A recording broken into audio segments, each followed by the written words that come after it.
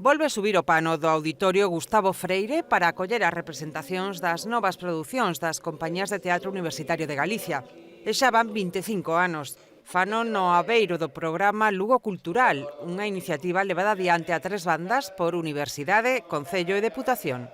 Que permitimos entre as tres institucións desenvolver actividades culturais de primeiro nivel para o público universitario da cidade de Lugo, que é principalmente a quen vai dirixida toda esta programación, pero facelo tamén dun xeito aberto para toda a cidadanía da cidade de Lugo e tamén para a provincia de Lugo. Desde o martes 26 de marzo ata o 1 de abril, poránse en escena 4 obras. A muller que tiña medo e marchou vivir ao Carrefour, Casa de ilusións, implosións, drogas, pasma e outras cousas das que preocuparse e Aquí en la Tierra, obra do Teatro El Mayal da Universidade de León.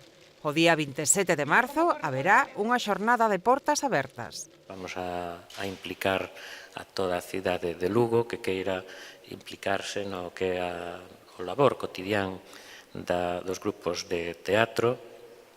Vai haber unha lectura dun manifesto e o día seguinte vai a ser esta, digamos, a participación nun ensaio aberto.